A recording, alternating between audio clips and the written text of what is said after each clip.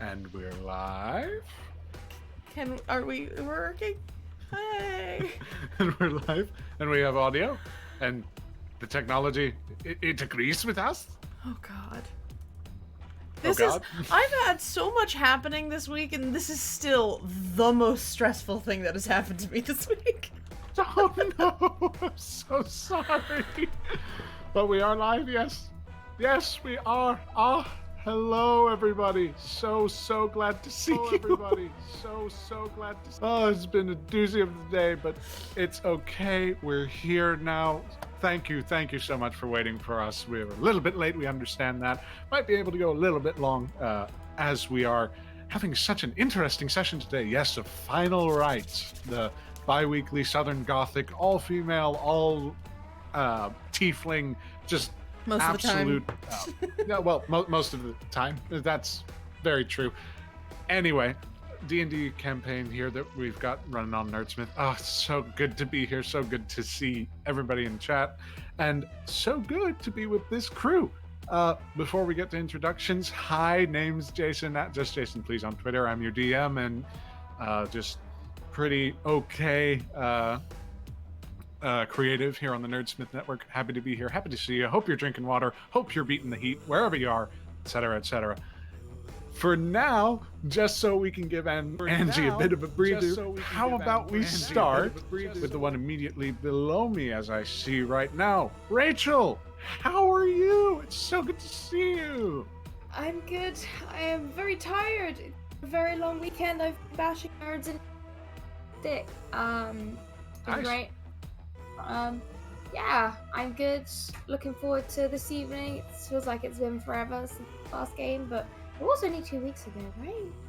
Yeah, only 2 weeks, and yet so far gone. So far gone in time. Indeed.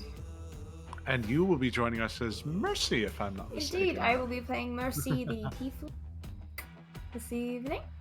Alrighty, we look forward to it as we go on to our next player in tonight's game. Heavenly, how is your basement? Hello, it's me, Heavenly. I'm in the basement. This may be the last game that I'm in the basement for. Oh no! But I actually don't know how to do math, so maybe there'll be one more basement game. No, I think this is the last basement game. Maybe there's one more basement game. There's either one more basement game or no more basement games. Oh my! We shall cherish the basement game. Find out in 2 weeks. Exactly. Which one is true. I am playing Nowhere, a tiefling rogue who committed a bit of light murder last session. Like, it was just a little. It was definitely LITE, light murder. Yeah, exactly. It's debatable. I mean, it was a zombie minotaur, so it was already dead. He was like, it was brought back. Wasn't he just goo in like a bondage suit? I mean, hadn't that been established? Oh, I forgot that Adriana might not have any context. Might not. So good. Don't worry. Nowhere only murders zombie minotaur goos in bondage suits. I'm sure you're fine. Maybe? I don't know. I don't know what character she's like. We know that was exactly what her character was. Oh God. Oh no. It ruined the surprise. I worked really hard on it. Quickly scratch out goo zombie. Yes. Oh boy. That's the energy we're starting with. That's good. This is great. As Heavenly already I guess introduced you just a little bit. Adriana! Hello, the first guest aboard the Final Rites. So happy to have you. Adriana, everybody, of Plot Hunters and so many other cool programs. How you doing? So glad to have you. Hi, I'm doing super well. I'm so excited to be playing with you guys, to be here. I guess I have to make a new character. Give me like 5 minutes, because my goo minotaur in a bondage suit kind of went out the window just now. But that's okay. It happens to all of us. But I mean, if you had to come up with a character concept on the spot, who do you think you'd be playing this evening? Ooh, I think Kai, my water genasi barbarian. Oh, it just sort of pops into your head right there. It's very good. Lots of practice. Lots of practice. I can certainly tell. Solani keeps you on your toes. Yeah. And the rest of them, probably. Mhm. But from this, our first guest, to the mainstay, Angela. Hi. Hi. Are you okay? Do you need some water? I mean, yes, I could always use a little water, Yes. but yeah, I've got like 2 audio inputs right now. I mute my mixing board so that if I roll my chair around, you don't hear it on stream. You all can hear me perfectly fine. Hi, everyone. I'm Angela. I am a bit of a mess right now, but other than that, I'm great. I'm all over the place on Nerdsmith. I'm freaking out a little bit because I have a project going live tomorrow. That should be very fun. We can, I don't know, Logan would probably be fine with me talking about it a bit when we talk about sponsors. Even though it's not a sponsor, it should be fine. It's very good, very fun. And I am playing Jovi, a tiefling mixologist, which is a custom class we have. And yeah, I'm super excited to be slinging more drinks today. I think I get to refresh the drinks I have. Because, I mean, it's up to you. You have to tell us if we rest long enough for me to do that. I will be merciful, perhaps. But so you're gonna make find us out join a whether or union? not. Is that well, what being merciful I didn't means? say that. Now, hang on. I did not say that. Let's not get too ahead of ourselves here. This is hell, after all. Well, the elemental plane of fire. It's a boat. We'll get there. Well, before we get too far ahead, even though we are a little bit late, let's go ahead and give lip service and wonderful, wonderful espousements towards our sponsors. Just very quickly, right off the top, World Anvil, of course, sponsor of all good Nerdsmith content and of the Final Rites, indeed. Just baller program for any creative who's looking to get serious about their world building in really sort of intricate fashion and very in-depth. Whoever's looking to have a service that consolidates information, puts it into an easy to digest format, and communicates so consistently the customer service to the wider user base. Like, you can find no better service than World Anvil. I can certainly guarantee you. It's a free service to try, so if you want to go ahead and just toy around with it, see how much you like it, and when you do find out that you love it, you can, for about the cost of like an extension cord a month, a good extension cord a month, you can support them financially and get access to even more features as a guild member, I think is how they phrase that. Guild members.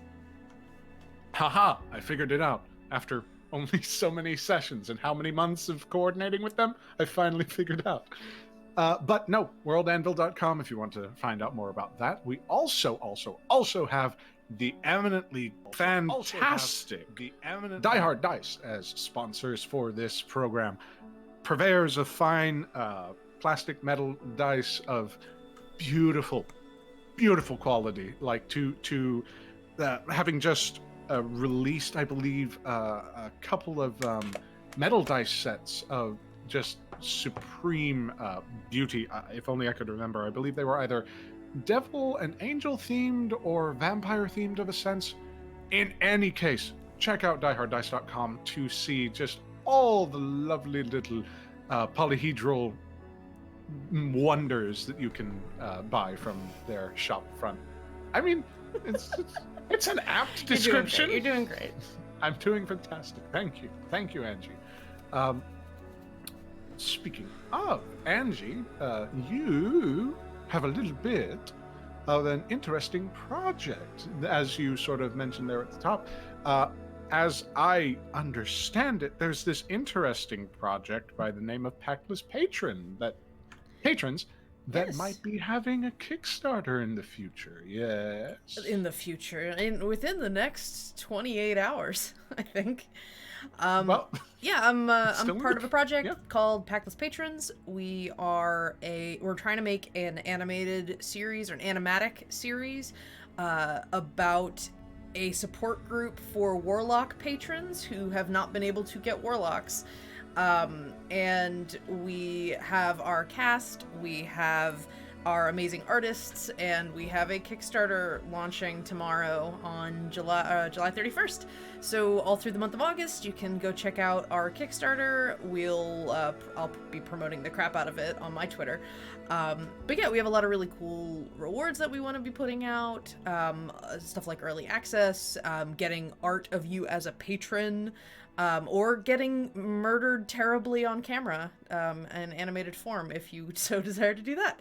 But yeah, so there's a lot of cool stuff. I'm really excited about the project, and yeah, you can hear more about it tomorrow. But you can follow us on Twitter at Pactless Patrons, I believe is the total username.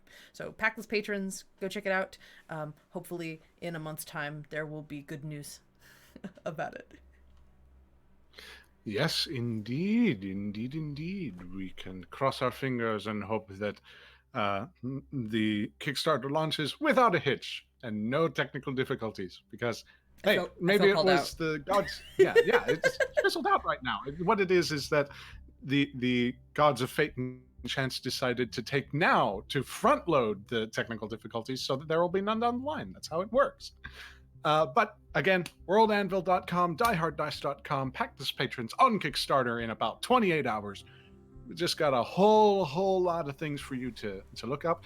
And again, this is a nerdsmith.org production. If you want to go ahead and find out how you can support us directly, you can follow us on Twitter, subscribe to our Twitch, you can follow us on relevant social medias.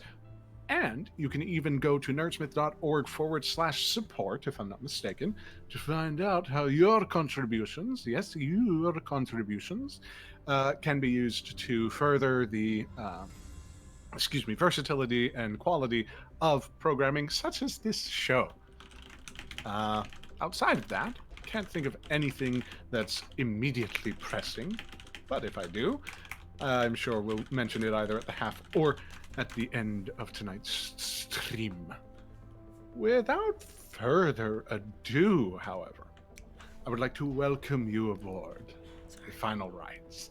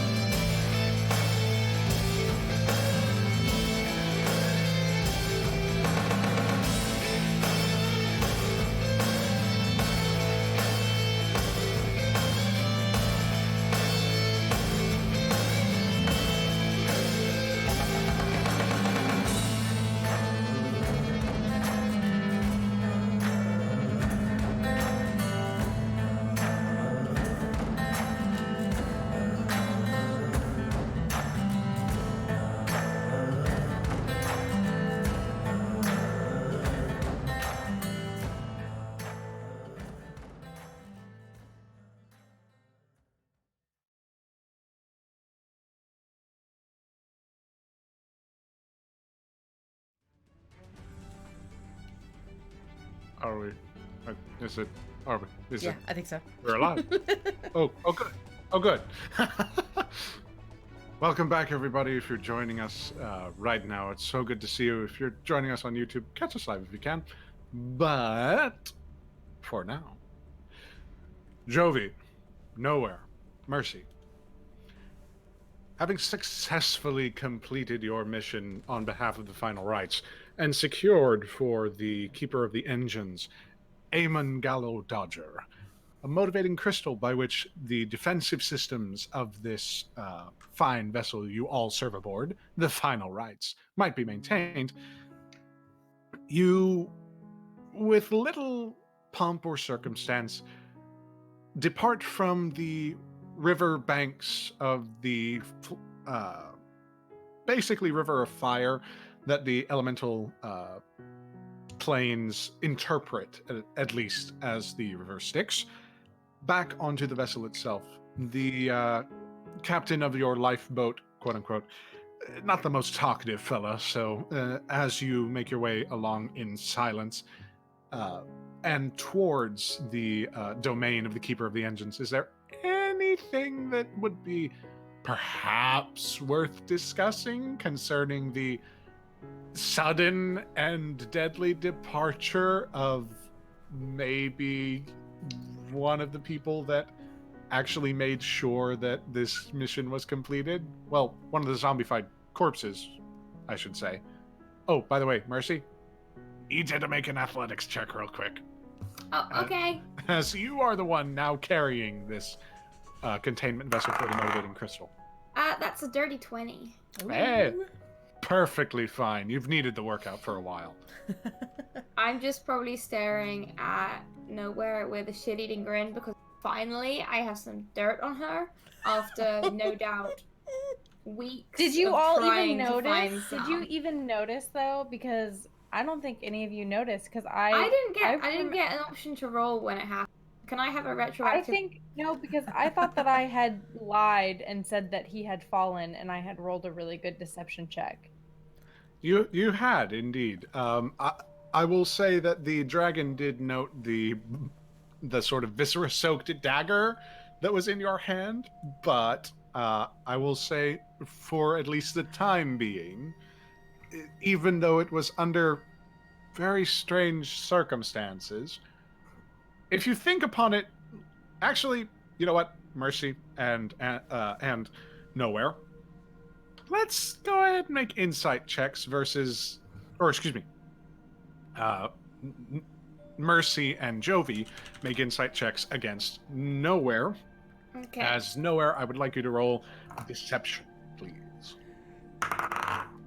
Ugh, 13. 24. Is that a natural?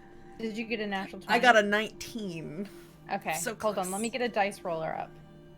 Hang on. We're almost here. I mean, to be fair, I'm pretty sure it went Zombeefcake, Nowhere, and Jovi. I'm pretty sure Nowhere was, like, attached to Jovi at the time. I was surfing, I think. I think Mercy was surfing. Oh, no. I got a 5. Yes! Look, he's got the dirt now. The most suspicious shitty grin. Well, Nowhere, I will say this. You did not actively try to communicate that you had killed some beefcake. You flat out denied it and resented the implication that perhaps you might have been involved in the death of your very good zombie minotaur. Again, just should have cleaned that dagger because, like, outside of the sheath, there's like a trickle of zombeefcake, like still Goo. sort of Just goo. attached across the sheath. It's just, yeah, it's not good. It kind of actually fits with your outfit, kind of strangely, but you know, it's just the aesthetics of it don't overrule the truth of the matter. The truth of it being, yeah, you murked him. But again, the lifeguard captain lifeguard captain. What? Both.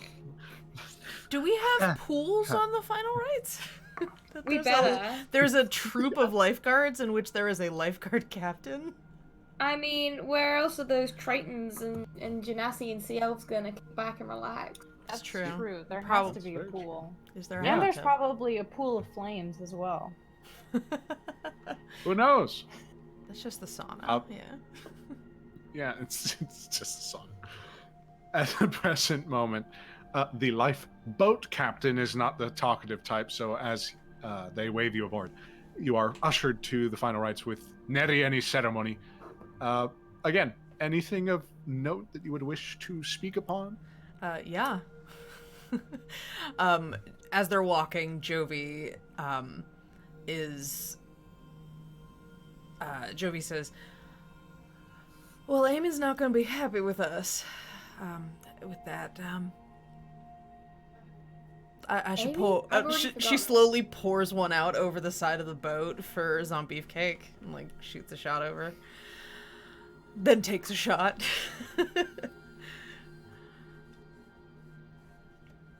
Hey, it'll be fine. The elemental plane of fire is a very dangerous place. I mean, anything could have happened to him, right? Nowhere. Yeah. Well, yes, I did say that flying was prone to risks, and I suppose we have all learned the risks associated with flying on a I mean, dragon. on the crib sheet we got with Beefcake, it didn't say that he would know what to do in an airborne dragon flying situation.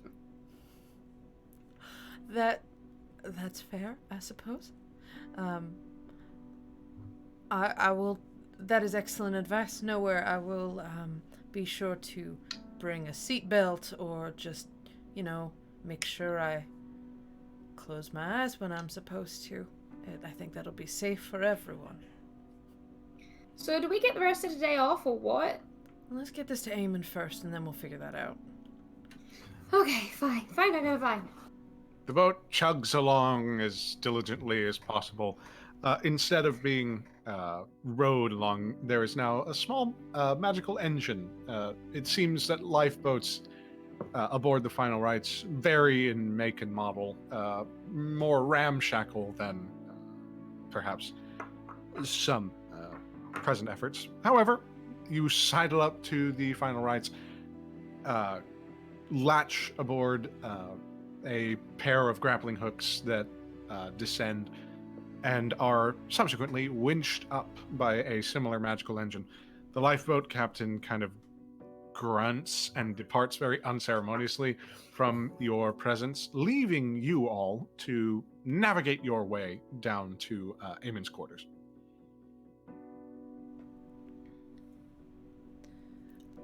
Yeah, I think that's where we would go right away. Yeah, I don't want to carry this thing all afternoon. Let's go. Yeah, as they get closer, Jovi just calls down the hall. Eamon, dear, we brought a present. As you continue along and you see a few of the actual workers amidst the Final Rites, you seem to have come aboard at a shift change. I would like you all to roll general intelligence checks, or history checks if you've got proficiency. Nope. 10. 10. Okay. What were the two options? If you have proficiency, history check. Otherwise, just a general intelligence check.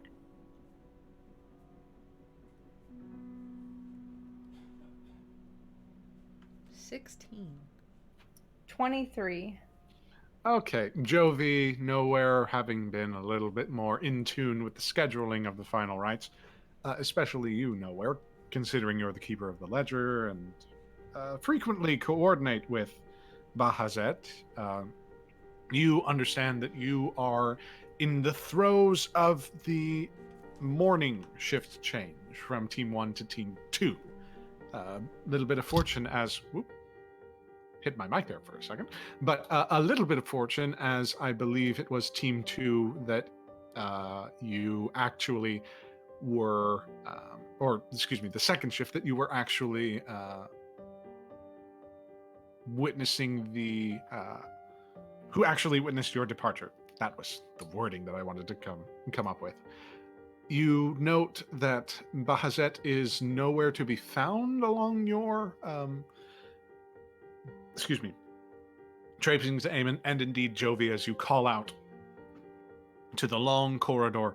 You note that a few of the workers are kind of like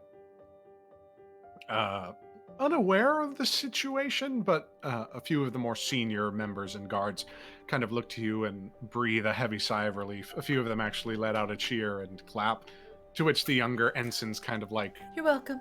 You're welcome. do so as well. Mm-hmm. Eamon scrambles from his office, hair wild and eyes wide, as there is a little bit of a fuzz to his head now. It seems that he's allowed his hair to grow out a little bit, and there's a bit of panic to him. But as you come along, A beaming smile bursts forth as he rushes to you and shakes each of your hands.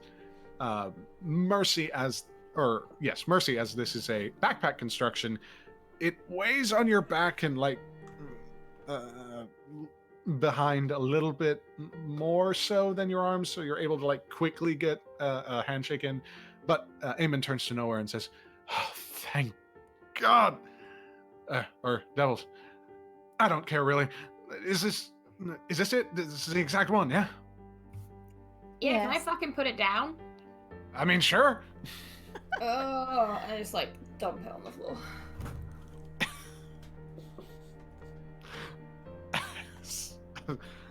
The weight of it slams into the floor behind you, actually denting the wood a little bit.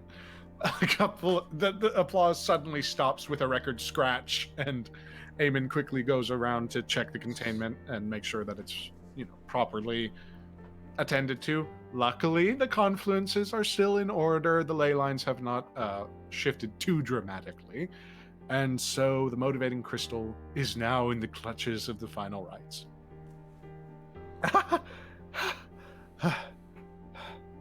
He looks up at Nowhere. So what did it cost?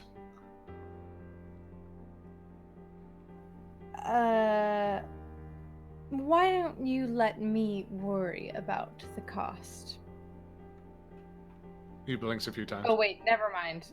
Just remembered the cost. For some reason, I thought the cost was that we owe the dragon a favor. Your favor has been returned. I don't think you will be welcome any longer.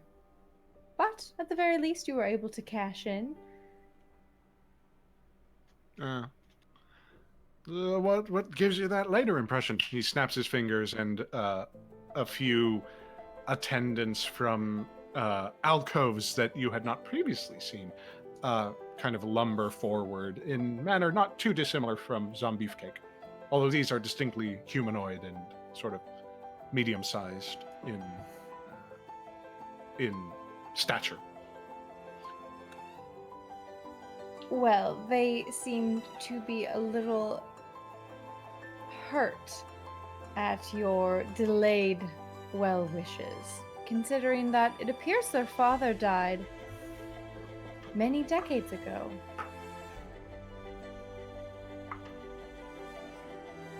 He kind of purses his lips and is surprised by the news almost. Oh. That's... Oh.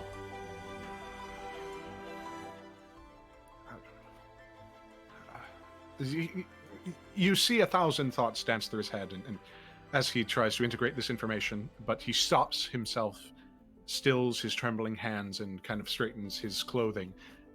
It's not in the best shape. It's obviously not laundered, and he's definitely pressed for results.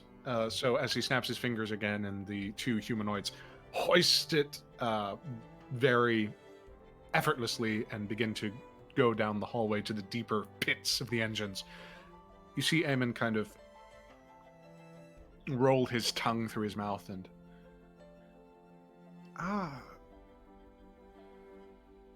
I'll send a letter. I can write something. Or Bailey can write something. I think it would be best if you took this last favor of theirs as their final good wish. They are a bit touchy on the subject, especially, well, one more than the other. Make a persuasion check. I'm trying to save him from getting his ass eaten by a dragon, but not in the good way. And I have to persuade him? Alright, we all know how you feel about Bahazet. Come on. You said persuasion? I did. Okay, well that's a 9, and I'm not gonna feel bad if he gets killed. I'm just saying that now.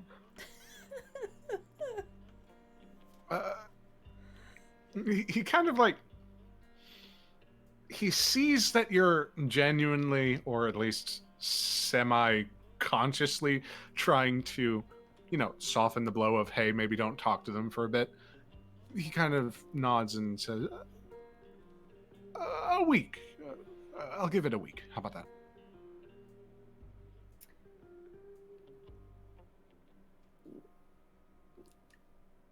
Sure. Yeah. Okay. Kind of a stunned silence follows as Eamon just nods and actually, like, he pats your forearm because he can't reach your shoulder, but looks to the other two and nods, smiling very broadly. I wipe wherever he just touched. Yeah, it was kind of, he didn't want to say anything, but it was kind of like covered in some oily, like slick, just very unpleasant substance. Just not fun. But nevertheless, he begins shouting in Gnomish. Does anybody speak that? I don't believe I do. He begins shouting and barking some orders to a few of his Gnomish compatriots who, similarly from the crowd that is sort of gathered around, scurry backward along with him, all speaking in tones trying to obviously get things done as quickly as possible. From there, you note that there is nobody that you recognize, and, well, with the job being done, seems like business is normal. As you note, the shift change continues, and a few familiar faces begin to show up. In particular, the tiefling guard that kind of greeted you the first time you forayed into the engines. She kind of keeps a very silent, stalwart gaze forward, eyes fixed. But with the rest of the crew now finally going over to the second shift, and the and the incorporation of this new element, is there anything that any of you would wish to do? So do we have the rest of this afternoon off, or what? Because we didn't really get a note on this. And this was kind of a big job. I mean, really, we wouldn't be able to do a good afternoon's work having just got back from such a demanding mission. Well, how about at minimum we have a proper toast rather than what I just have lying in my bag? Sure, so back up to the bar then? Sounds like a plan. And Jovi immediately turns around and starts marching towards the towards the bar. Yeah. Mercy will scurry after her and be like, so, know where you coming, or do you have to spend like 2 hours getting changed first? Do I have to spend 2 hours getting what? Changed. Oh. You look relatively No. presentable, if you want to come with. I narrow my eyes at you. I will be coming with, thank you. I think at the very least we can write off an afternoon's lunch as necessary to refuel. I imagine that you will need to check in with whoever you typically report to for whatever it is that you, That's you do, Mercy. that'd be Bahazet. Do you want to come with? No, I do not report to Bahazet. I do not need to check in No, with him. I know you didn't report to him, but like, do you want to come along, say hi, maybe get a drink? Well, Let's do the drink first, dears. Let's do the drink first. okay, fine. Quick addendum. It would be a dinner that you would write off as instead of a morning shift. This is the late evening shift from about. Oh, like the 8 to morning midnight. shift was leaving, not the morning shift was clocking on. Yeah, I kind of got the lines Right. crossed. So this is about like 8 o'clock at night because you all got this done supremely quickly. But again, with time moving differently on the final rites, it's just so much fun. Yay. All right. So, as you all adjourn from the engines and time traipses along, I'll assume that Jovi leads you quite speedily on to Hamish's place of business. Yep. Hamish Crestmeyer, your mixologist extraordinaire and mentor, seems to be entertaining a scant few guests at this time of night, although there's usually an increased clientele. There just seems to be a mood that pervades the space. It's more about the, shall we say, official attractions, as indeed you walk along to the, between the gambling hall and the concierge space. You note that games of poker, chance, and whatnot are in absolutely like roaring effect. There are crowds gathered amidst several tables. The tables are certainly hot tonight. But you continue aboard, or excuse me, you continue aboard the Final Rites in the virtually abandoned kind of concierge space. Bioluminescent Drow is simply attending to their place of work, making sure the sort of lighting crystals that they normally use are all in order and at the right, pleasant intensity. The three dwarven siblings smash their what must be their seventh glass down on the table before knocking it back. As Jovi, Mercy, Nowhere, you make it to Hamish's, and he is helping to nurse a familiar face. Mercy, you know this to be Liability, the one of the many clerics that are available for numerous services aboard the Final Rites. Hey, Billy, how you doing? Well, what you drinking tonight? Anything fun? Anything fancy? You note the cup of water in front of him, and he just sort of points to it or gestures to it with his hand. I get it. You're not one for this climate. Elemental plane of fire ain't for everyone. It's important, gotta keep drinking water, hail hydrate, and all that. Did you just say hail hydrate? How long have you been holding on to that one, Rachel? That has to be a shirt. That has to be a shirt. Yep.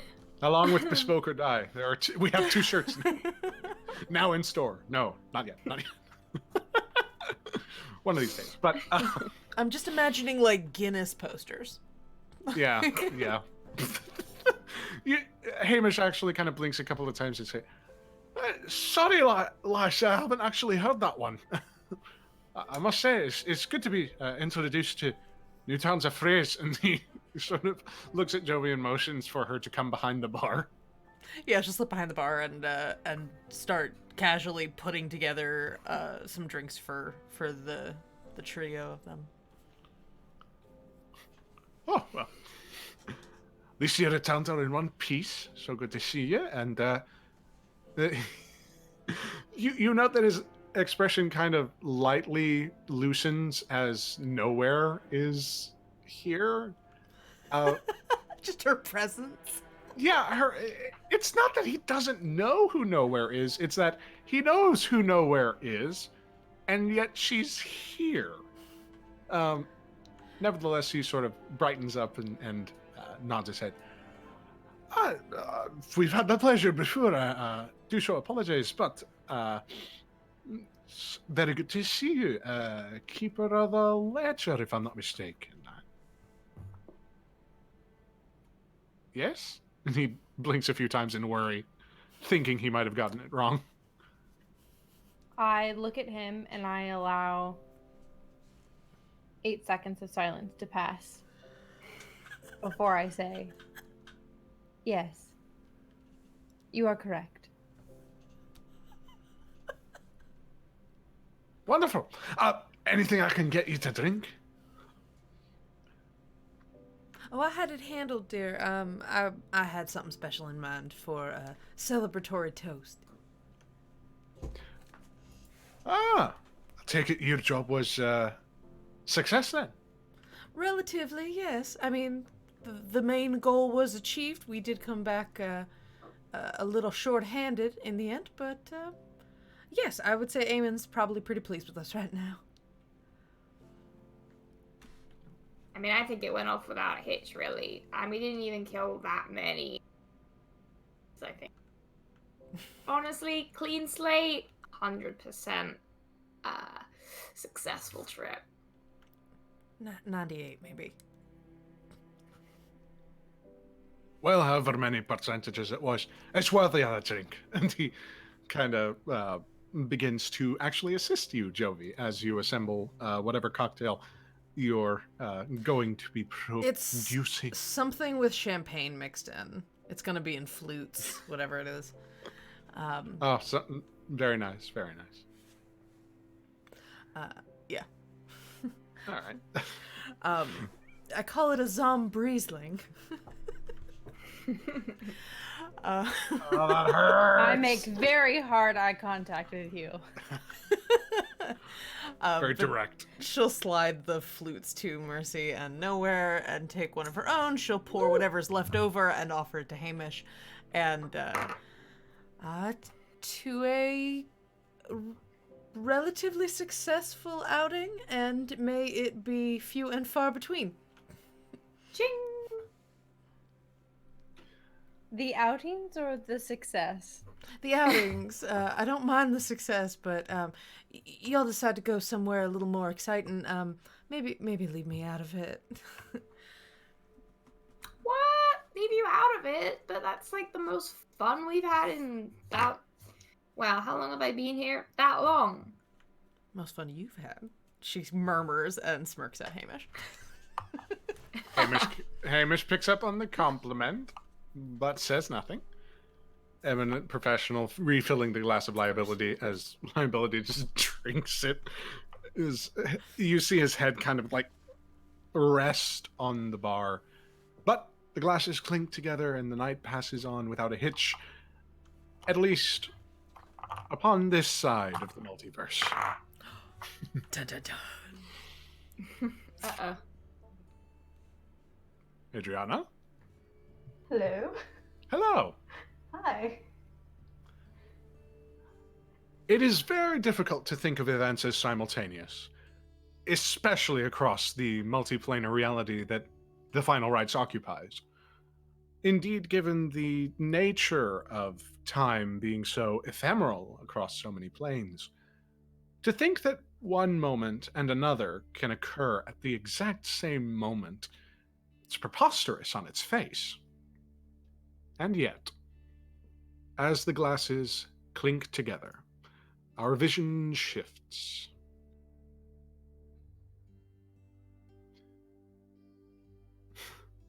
Great columns of carved coral surround this study. Her study.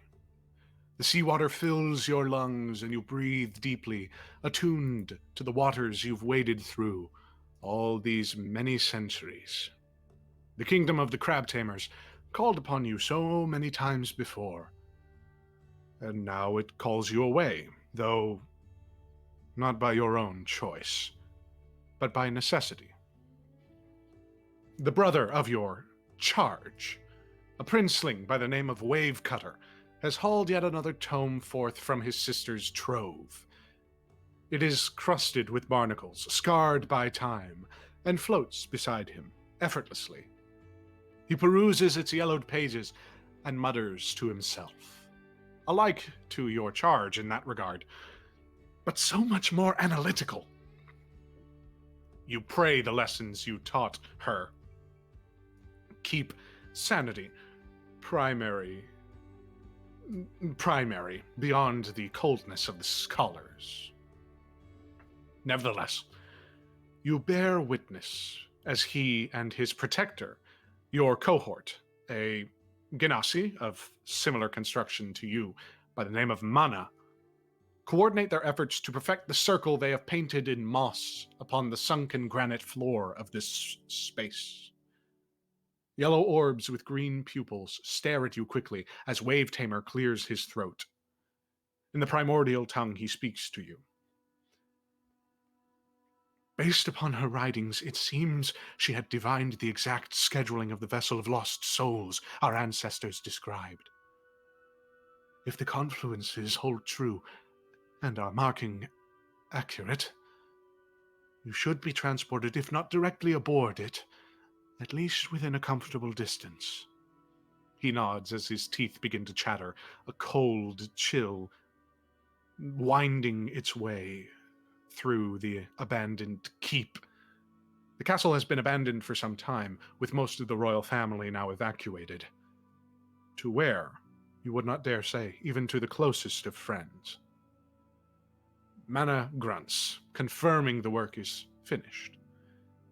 An intricate teleportation circle lays before you, and your charge, assumedly, on the other side of it. Clever girl to escape. But always in a rush, that sea foam. What do you do in the scant moments you have for pleasantries? And who do we see? As indeed our eyes settle upon Kai. As your eyes settle upon Kai, you see a very tall water genasi. Their skin is a ocean blue with scattered shining scales here and there. Their hair is a deep, deep black as the deepest trenches of the ocean. And with them on the back, they have a big, great sword. They are dressed appropriately to fight, to protect, but with style. Nothing is damaged, nothing is worn, everything is very much up to date. They have a gracefulness to their movement as the fluid as the waves of the ocean. Their arms are bare, their shirt leaves their arms bare and they're part of their chest. Anywhere that you see skin, neck down, is covered in tattoos. And they look over to Wave Tamer and Mana with apprehension and kind of they don't want to do this, but they know they have to. And they look over to them and they're like, "Are you sure this is going to work?" As sure as one can be. Wave Tamer kind of treads the waters as he begins to settle the tome back in its proper space. We'll have to come back and get all of these. Don't think the church would be fans. Already nobles to be sorcerers as well. Well, warlocks, I suppose. Or would-be warlocks.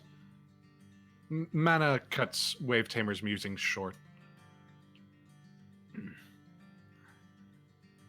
At any rate, you understand the weight of our vows.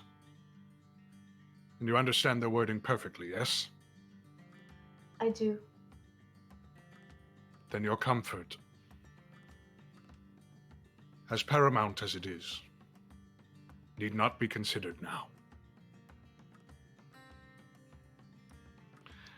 In comparison to your immaculate condition, Mana is a very wizened and erudite character. A scimitar hangs lazily amidst their side, and their general form is weathered with age, experience, and perhaps a little bit of bitterness. It's very difficult to tell. But as Mana departs to Wave Tamer's side, he motions to the circle, begging you to go forth and settle within it. They step into the circle. They close their eyes, take a deep breath, and open them again. Their eyes are all black, completely black. And then they nod. Wave Tamer swims down, lands sort of in a 3-point manner along the granite. I need you to roll a perception check. Bought a d20 specifically for Kai, so let's hope that it works. Let's hope. Yeah, it'll be fine. It'll roll perfectly. It'll be given just the number you need. Well, that's not a good face. I rolled an 8, but I do have a +4, so that's a 12. All right. In the distance, you begin to hear scuffles, the sounds of... It's so hard to tell, especially through the water and the waves. It's loud, that's for certain. And for a moment, Mana actually looks to the door and, swimming over to it, he opens it very judiciously, his silvered hair kind of wild around him. He quickly shuts the door and swims back to Wave Tamer, speaking in hurried tones. Quickly, quickly! What's going on? Nothing that you need concern yourself with, Kai. Wave Tamer motions their hand together, coalescing a sort of strange sea green energy within their grasp. They clutch it and basically pile drive it into the edge of this circle. It alights brilliantly and consumes your vision as you begin to hear the sounds of shouting in the Triton fashion, very guttural and very angry. And you divine that perhaps this keep was not as safe as Mana, Wave Tamer, and yourself would have hoped. Would that you could consider this as the space around you quickly collapses. One moment, the brilliant light fills your eyes and then fades just as quickly. At this point, I would like you to roll a wisdom saving throw.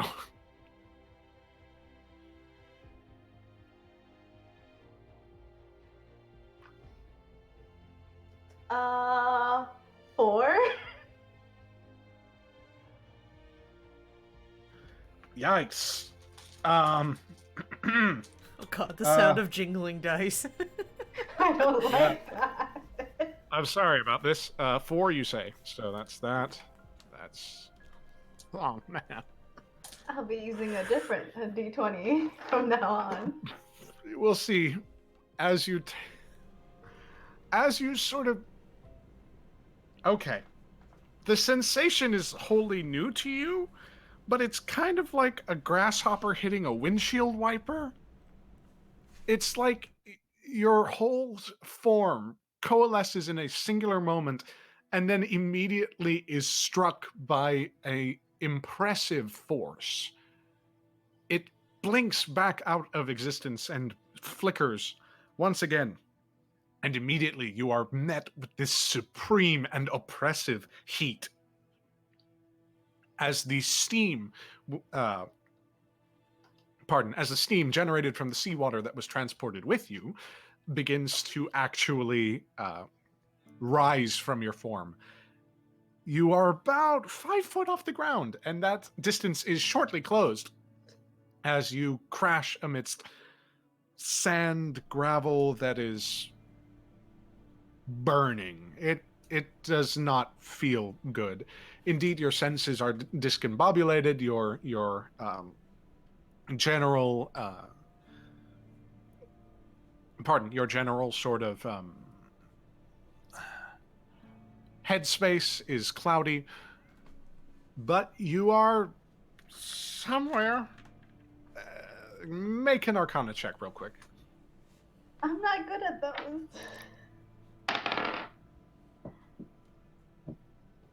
6 minus 1, so 5.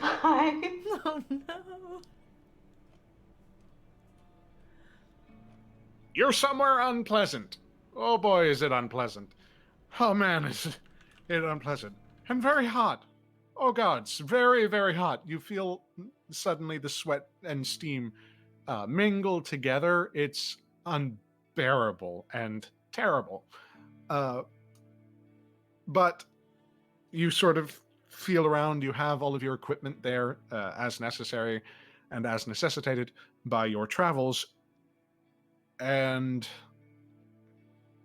pardon, as you continue to ground yourself in this new space, you gradually come to adjust and see you're definitely not anywhere near home. Not now. The kingdom of the crab tamers is far gone, especially as you look up at the sky and note the eternal sandstorm and lightning storm that is inherent to the elemental plane of fire. You're familiar with the scale of these energies, but you are wholly unfamiliar with the form of them. Being a water genasi, this is basically the worst possible place that you could be. But Pretty much. but you're alive, which is more than some could ask for.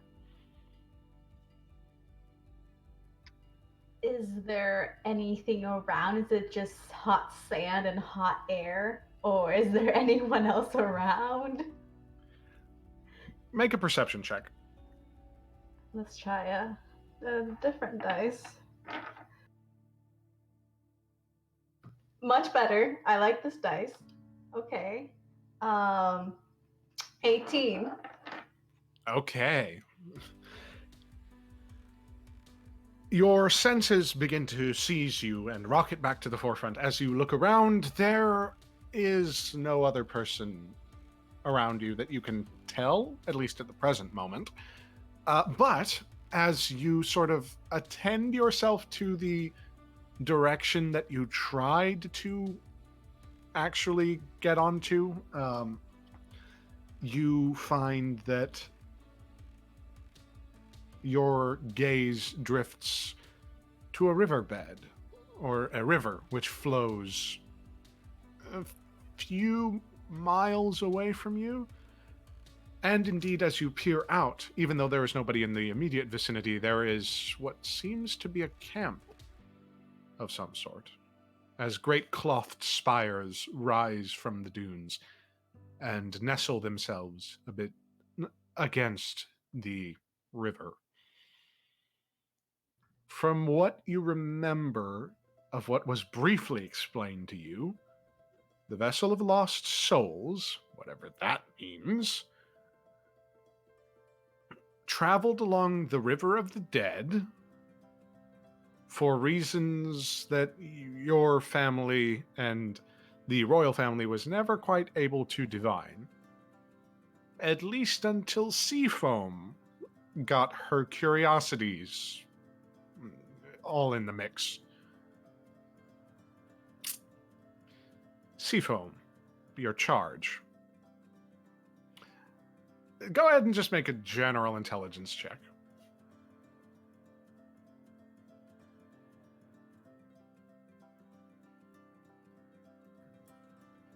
10. Seafoam's on a boat. There are people waiting on a river. You get the sense that they might be waiting for the boat, especially given the magnitude of the force that you felt. And in the brief moment you do recall, as you were splattered against the windshield and then rocketed back, there was the visage of what could generously be described as maybe some sort of seafaring vessel. Then Kai will make sure they're all together, they have all their stuff, and make their way to the camp.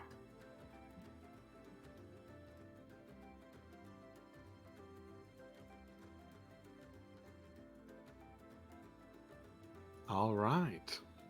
So, rolling your shoulders and getting things in order, you do make your way across the hot sands. It takes hours.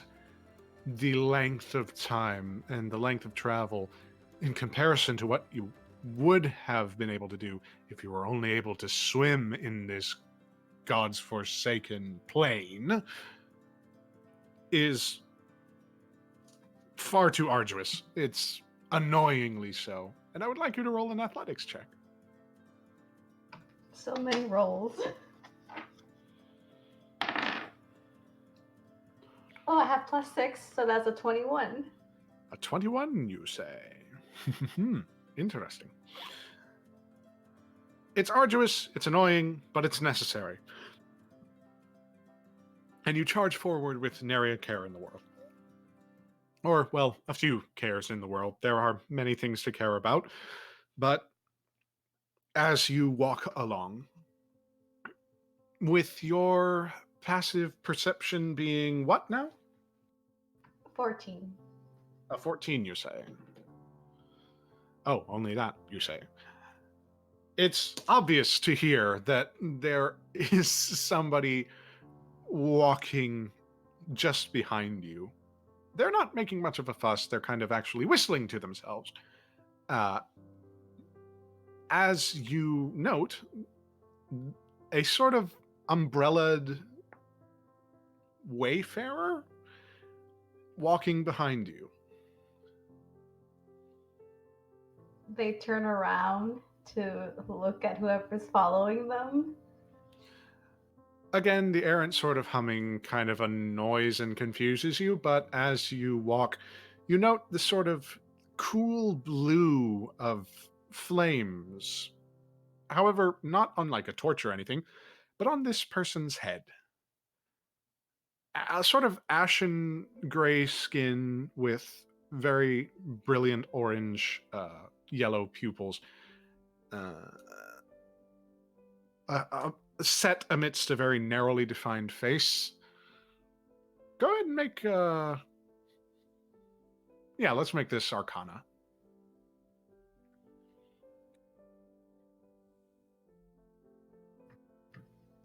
8.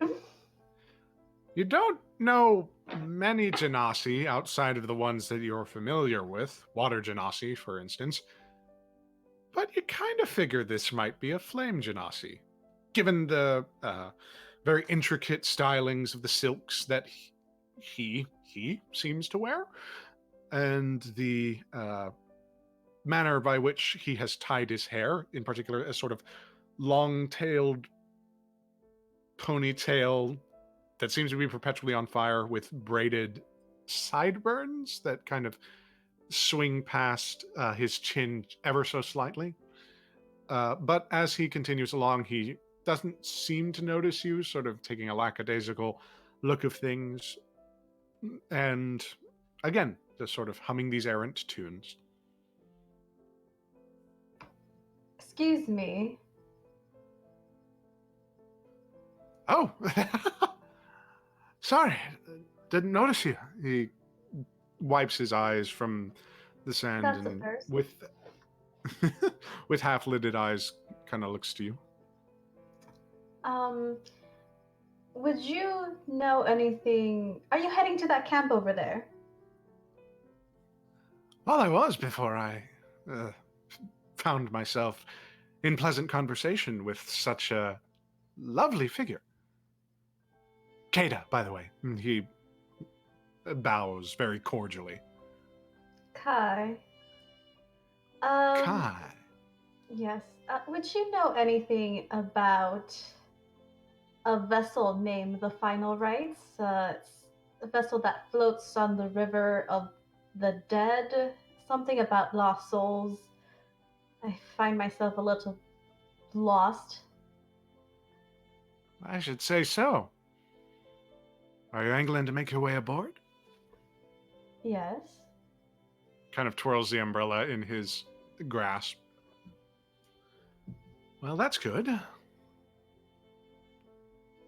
Is there any particular person or purpose as to your interest? Yes. None that would concern you, I hope. Some that might concern me, but secrets. My friends keep secrets all the time. One friend didn't even tell me that she was actually going to go there, but I had to find out on my own. Very good at finding out secrets. But not in any nefarious way, I should say. Of course. So, do you know how to get on board the boat, this vessel? I do. Don't you? And he kind of blinks. No, I've never been there, hence why I'm lost and asking questions. Well, usually it requires a sponsor. He swings the umbrella to his other shoulder and begins to twirl it a bit more. Are you acquainted with any archdevils, demons, anything like that? No, I am not. Eldritch beings. Usually that might be able. Nope. Make an insight check. That's good. 21. Okay. Let me level with you. He is absolutely just talking shit. He's pulling your leg real hard. Like you don't have to be. You get the sense you don't have to be any of these things. Like, as you discover he's talking shit, he actually says, do you happen to meditate on Wednesday evenings, alternating with the cycles of the moon? I don't know what sort of entertainment you're trying to find with me, but I do have to get on board pretty quickly. So if you can't help me, I will leave. You get on board by just taking a few steps up a ramp. As far as I know, at least. I don't think they have an entry fee. Although they may want to know what you're doing there. Hope you don't plan on keeping secrets from devils. We'll see. Thank you, I believe. And they'll turn around and keep making their way to the camp. Whoa, whoa, whoa, whoa, whoa. You hear the hastening of footsteps as he actually settles the umbrella semi above you, but also above himself. It's that frustrating thing where, like, the edge of the umbrella lands at the half point of your head so that it provides a little shade, but not enough. Are they tall? Because Kai's like 6'5". They're tall. They're big. Mercy, is Kata tall? He ain't that tall. He ain't that tall. He actually kind of struggles to try and, like, get the orientation right, but he settles and kind of looks up to you. All right, fine enough. Apologies. I just can't resist making new friends, whatnot. Look. Is that what we are now? Well, do you want to be? Beats beating a new enemy, right? Very true. Okay, so new friend. Sure. Sure. Look, I've got my own business aboard the Rites. Fine enough. Some of it dealing with my friends, some of it maybe not, but I respect your privacy. Won't ask any questions, but he kind of stops and you see him kind of like his throat clench. Been a little stir crazy. So, if you don't mind just kind of at least being in the same, like, arm space as me, that'd be okay. By my accounting, at least.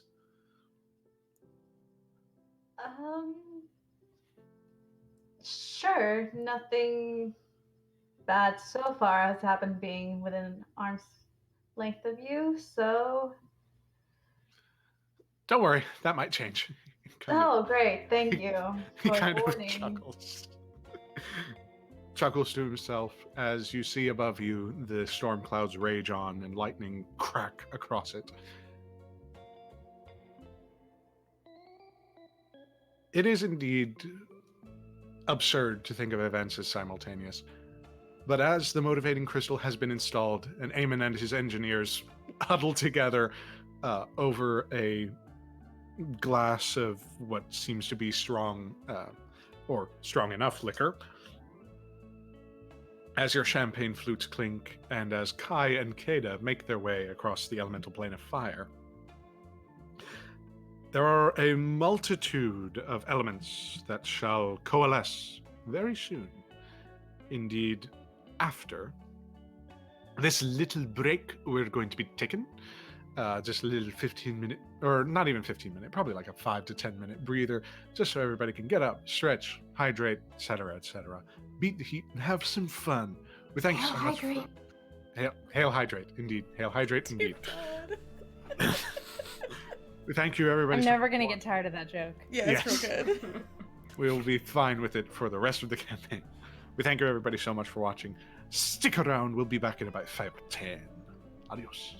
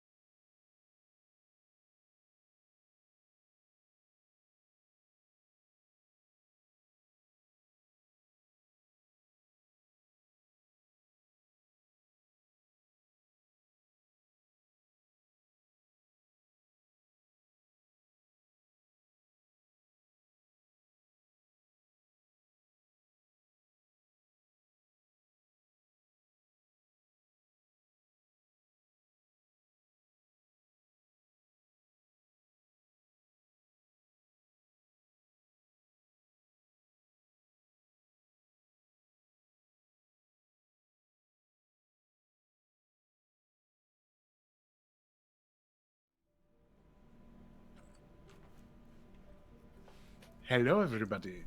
So good to see you. Hello, everybody. Apologies for a little break. Just need to get up, stretch our legs and whatnot, beat the heat. So happy to see you. If you're catching us live, so happy to have you in the audience. If you're not catching us live, if you're on YouTube at the moment, hey, how you doing? Want to see us live? 2 p.m. CSTs. So on Tuesdays, most of the time. You know, coming up. Noon We're fun Pacific, people. 3 p.m. Eastern. Either Yeah. of those. Any of those. Any of those. All other time zones accounted for. I think we better get back to it. Returning to Kai and Kada as they walk along.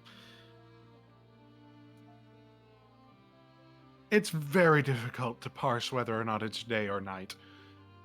Indeed, the elemental plane of fire itself seems to be bathed in perpetual heat and terribleness, and an eternal storm that whips up sand and just ultimately horrid conditions. I need you to roll another athletics check as you make your way through, Kai.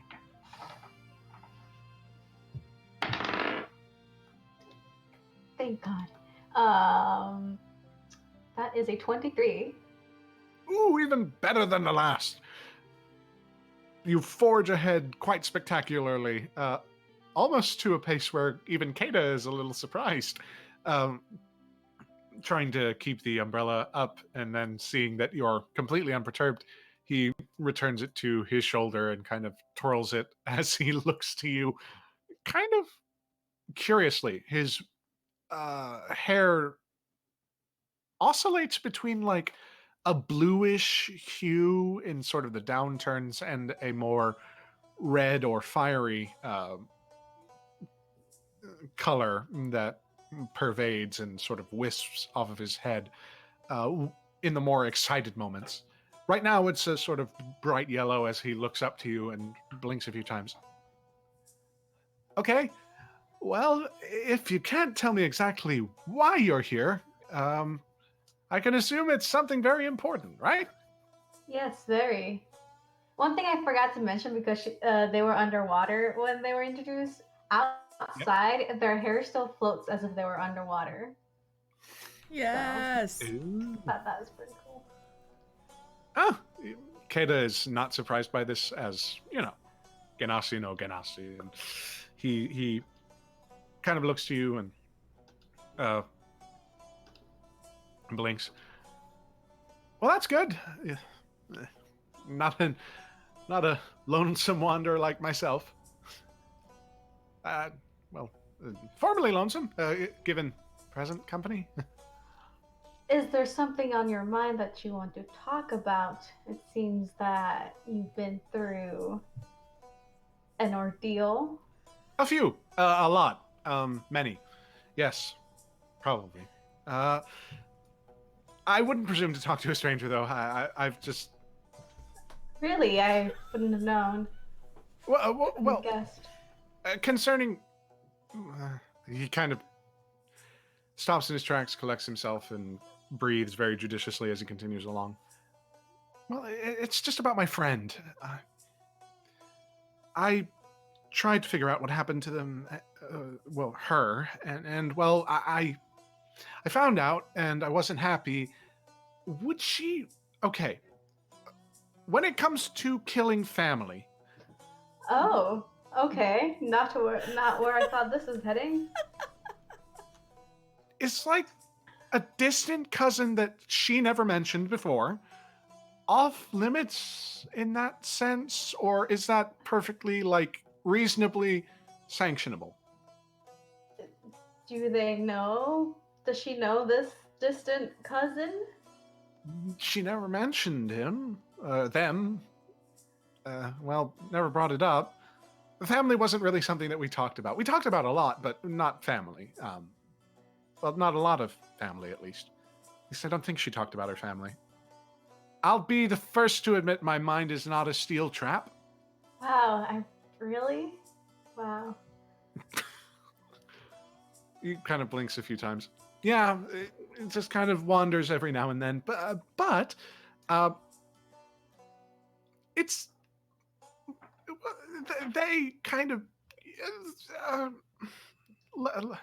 Did they attack you? Did you murder them in self-defense? Was it necessary? Now that's a very good question. And he pauses. Usually followed up by an answer. Usually, not in this case. Okay. Okay. Well, you see, I may not be the best person to speak to about this, Okay. but since I I do not know you, nor your friend, nor this distant cousin that you seem to have murdered, okay, that may be a strong word. Look, the people killed that the he was cousin? working with, the people that they were working with, were killed. Okay, I may have stumbled upon evidence that they may have been working with somebody who was very, very bad, like very, very bad, and I, I, you know how they say you're supposed to ask questions before you sort of do something. Usually, though I I can't say I follow that all the time. Good, because I didn't follow it either. Well, I asked one question, the one question that I really kind of cared about in this whole thing, which was where she was. But that was all I got in terms of an answer, and I didn't ask any more questions. Do you think she'll be mad? That's really all I care about, to be perfectly honest. It really depends what their relationship was. You might want to lead the conversation with a question about if they know, if she knows this cousin. Just before you mention any death because of you, What? not murder. Very, very wise, Kai. Thank you. Sorry, when you're only 110, when we're so well, when we're what we are, you kind of lose perspective sometimes. I can understand that, but have you been aboard the final rites before? No, never. Oh. Been haven't really been looking for it. Um, but it's where I gotta go. So I would assume you're in the same kind of spot. Yes, I'm also looking for someone much like you. Did you kill a cousin too? No, I've killed other people, but not necessarily a cousin. Somebody's cousin. As your cavalier about this wanton murder that you've done, he he kind of like stills Oh, himself. I'm a guard. It's my job to get rid of threats Oh, and all that. No, I don't just go running around murdering distant cousins. well, neither do I. I have to emphasize that was really a exception, not the rule. I think that's how it's put. That's good. That's very good. Oh no, that's really good. Believe me, I find that most people who. How did we get on this topic of conversation? Oh right, I brought it up, didn't I? Yes, Good. with the distant cousin. Distant cousin murder, Yeah, right? Yeah, yes, that one. not murder, but. Accidental, untimely death. You see the brilliant yellows kind of cool to like a blue and like simmer on his head as you both continue along. The tents and whatnot are only a few, probably about another hour's walk away. At this time, Jovi, Mercy, nowhere. Your first round of drinks and your festivities have sort of quieted down. Indeed, the gambling hall itself has become more vivacious and full of life. And you note, with a quick perception check, everybody.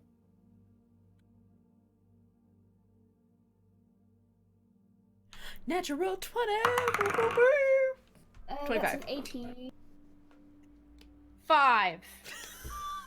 Nowhere, you are completely unconcerned with the status of the gambling hall, especially as soon as you see Bahazet sort of, running around a little haggard. It's sort of like, whatever. Fuck that dude. Whatever he's got going on. Mercy, Jovi, you note that Bahazet and his crew, you recognize one of them being Yorhala Kersa, the lieutenant assigned to the second shift, um, leading a few other sort of incubi and succubi around the tables, making sure that everybody's having fun, but not having too much fun. Jovi, actually, as you peer out across the gambling hall, you note that in a similar position as you first saw her is that same Triton that you terrorized not even a few nights ago. Terrorized. It was I a did not big terrorize her. misunderstanding. I was. Even as you resent this classification, she catches your eye once more, and as she kind of looks to what seems to be a very fruity drink, it does have citrus in it, so that wasn't the problem. Yeah, Mercy. She could be allergic to citrus fruit. I don't know. Maybe you use like fake extracts or weird demon fruit in your beverage. Fair. If you don't use demon fruit, you probably should. What are you doing with your life if you don't do that? Yeah, exactly. We've got dragon fruit. There's got to be demon fruit somewhere. Yeah, you open it, How- it's just red on the inside. Yeah. Just It's Not- just not- screams. It just looks like Just- gore. okay. But Demon like, fruit. does that mean demon citrus is oranges? It's blood orange, Ah. super blood orange. Kind of. Do you like but your it blood just orange as an screams. O positive? Okay, so anyway, so I see Seafoam across the way with the fruity drink. Yes, and Hamish has been diligently entertaining a few of the guards who have kind of like tore their way out of the gambling hall just for a bit of like a 5-minute break and ordered like a swift seltzer or something like non-alcoholic because they're on duty. you get the sense that they're actually kind of pissed with how raucous it is, but they nonetheless slam down their drinks as quickly as possible. Jovi sees Seafoam. What what? We made eye contact, but then she like started avoiding it. Is that what happened? No, Seafoam has not made eye contact with you. Oh, You okay. just I see her. Joey's gonna put her glass away, put it in the sink or whatever. Walk around Hamish to get towards. She kind of rubs the back of his lower back and then like walks over towards Seafoam with a very calming, like this is a scared kitten kind of energy. it's the energy you bring to the table is just Mercy, you note that Jovi has departed from the bar, and you see the general direction, but you don't see why she's going. Nowhere, you pay no attention as Hamish kind of looks to you and asks very cordially, anything further for you, oh keeper of the ledger? No, I suppose that will be all. Thank you very much. And do I notice that Jovi... Mercy, have you left as well, or just Jovi? I'm just watching Jovi seeing what she. Have I noticed that Jovi's left? As you look up, yes, now you notice that Jovi is gone. I'll just push my... I'll drink my drink real fast, and I'll push it towards Hamish, and I'll just watch Jovi. Okay, well, and being that you're not concealed, it takes a little while to sort of careen your neck in the proper position, but you do notice that Jovi has made her way to the bar opposite this whole space at the gambling hall. Bahazet is eminently focused on his work, so no harassment from your zombie securer. But Jovi, as you approach Seafoam, you note that she seems to be kind of pensive. She's just kind of like with a webbed hand kind of scratching at the citrus fruit and sniffing the air, sort of the flat nose kind of absorbing the aromas and kind of sitting on it in sort of a mental capacity. But she does not seem to regard your presence. Jovi sees what she's doing with the drink and very calmly sort of chimes in. That's a good choice. Summery drinks are good for this weather. Immediately, like a deer in the headlights, Yep. her eyes kind of snap to you, and like you get the sense that she wants to kind of scurry away, but she doesn't, and just nods. I feel like perhaps we got off on the wrong foot of things. I would like to apologize for making you uncomfortable if I did so before, and am doing so now by the look of it. Make a persuasion check. God damn it. 10.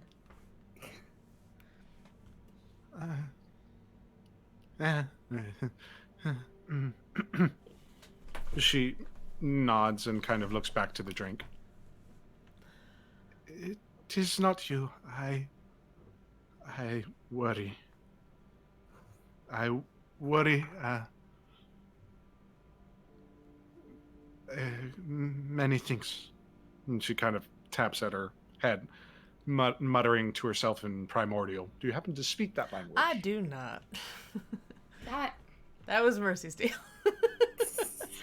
Whoops. But don't we all, dear? I know the feeling. You do? Oh my, yes. My casual debonair attitude might mask the fact that I am incredibly anxious about a lot of things most of the time.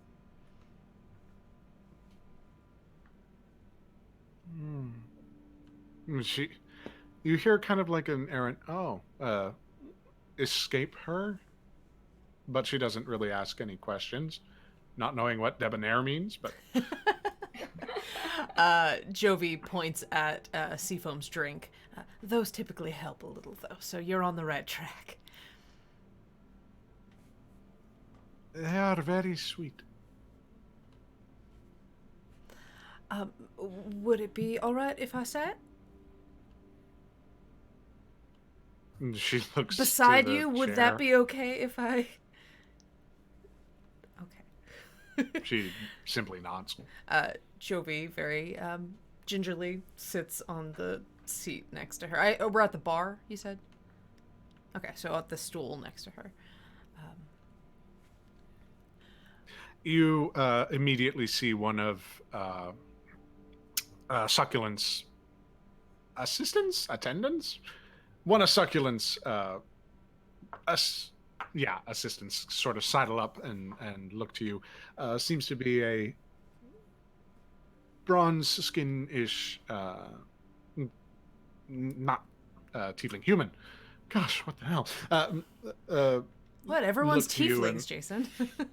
I know, but you note that this man seems to have markings that seem to be infernal in nature, like scrawled across his chin and whatnot. And he kind of like motions to you, wondering what you're going to drink. Jovi just points at what Seafoam has. Immediately, he's swamped by another like 5 patrons as coins sort of clamor at the counter and drinks are shouted at him. He's having a rough night. And yeah, Jovi just sits next to Seafoam, and it's usually my job to make sure that people are enjoying themselves while they're on the boat.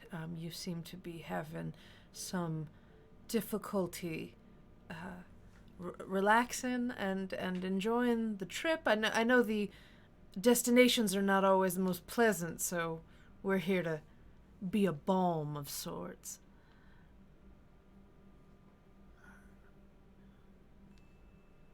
This will be here soon, yes? Yes, it will. I have confirmed that. Then I will be happy. You, you see her kind of just stare back at the drink, just kind of watching as the brass mug that it's set in begins to sweat. I have not seen in a while someone so excited to go to a hell. It is needed for what I plan. That's quite a plan for whatever that is. And she shrugs, just kind of generally. Do you plan to come back on board when you're done with your trip to Dis? She shakes her head. Not because of you, but because home calls. And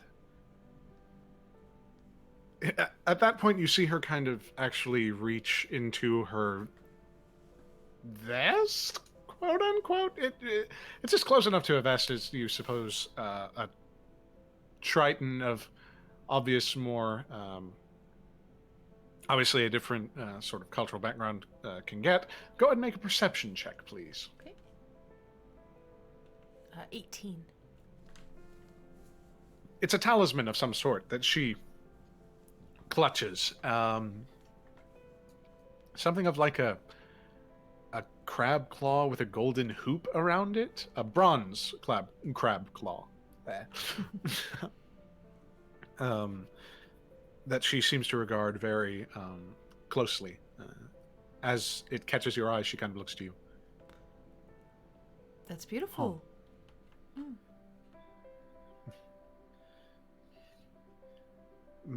My family, the crab tamers, we have struggled as of late with someone terrible.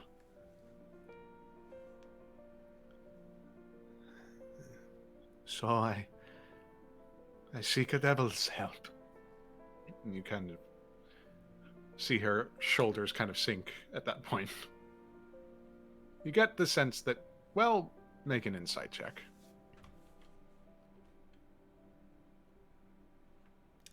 Dirty 20.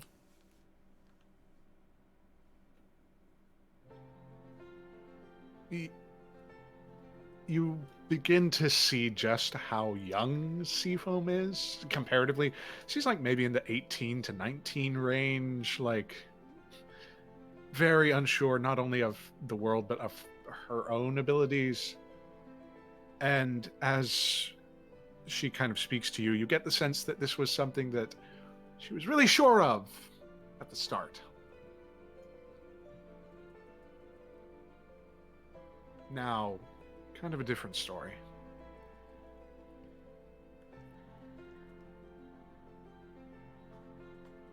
Well, I don't have much advice by way of how to intelligently navigate deals with devils of any sort. I hope very much it's not a one-way trip for you. Be careful. It will not be. Good. She kind of assures you. Does your family know you're doing hope it- this? She pauses.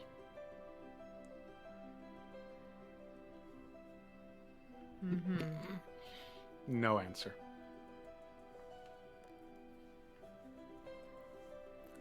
I know the feeling. I wanted to do something for your family. You must care for them a lot.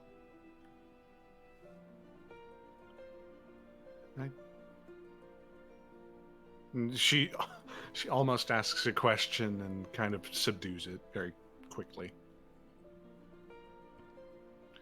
She plucks an ice cube from the mug and begins to sort of like swirl it around in her hand. Kind of clasps at it and just starts like rubbing it along the top of her head. There are a couple of fins that kind of subtly appreciate the sudden flush of moisture and kind of stretch and contract in the wave of it.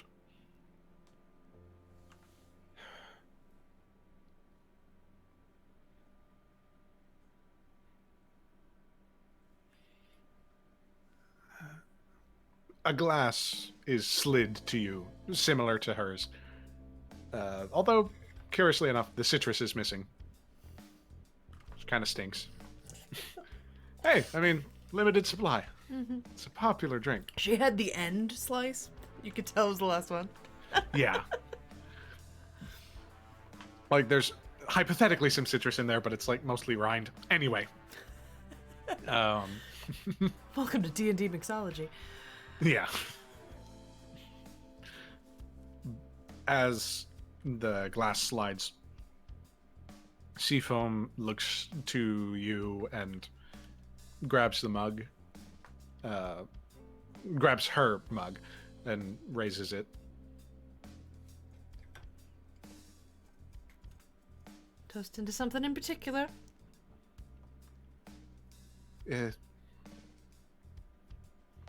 I have only seen them crash glasses and raise them. It's a means of you know, that's a really good question why we do it. You celebrate sometimes or you hope something to happen. It's like a little wish. A wish. She raises her glass and kind of mutters something under her breath. I need you to roll a perception check just to see if you can hear it. It's like at a barely audible level. Well, Natural 20? how's Nat 20 do for you? My dice are very kind to me today. In a soft voice that you can barely hear above the clamor and calamity of the crowd. Down with the steady tides. Jovi doesn't repeat that, but will clink. Cheers, dear. Cheers. Very hesitantly, she begins to drink. Mercy, nowhere. You see this transpire, although nowhere you quickly lose interest because you don't know who this Triton is. And it's just sort of one of those things that happens. But Mercy, you witness it in its entirety. Just kind of watch. It seems that Jovi's got this one pretty well kind of handled, and Mercy is feeling fairly mellow this evening, so she's just gonna keep an eye. But she's also gonna be watching the rest of the bar to see if anything else is going on, because obviously there's still a few unsolved quibbles going on aboard the final ride. So Make a perception check, just real quick for me. that's a 7. There's a lot of people in that room. And suddenly you recognize, oh no, the mellowness was not just from the exhaustion, but man, champagne really gets to you sometimes, especially when you're dehydrated. And It might not have all been champagne. it seemed like it was just champagne at the time, Got but it, Jovi? yeah, there's kind of that. Like she's ever shaken her fist in that way for having extra alcohol. Who knows? But Bahazet seems to have it sort of handled, and you did your work. Does he have his mating feathers? I will say, actually, as the sort of crowd has thickened, you note that he kind of like rubs the bridge. Where is this sentence going? Rubs the bridge of his nose. Thank you. Mind out of the gutter, please. Never.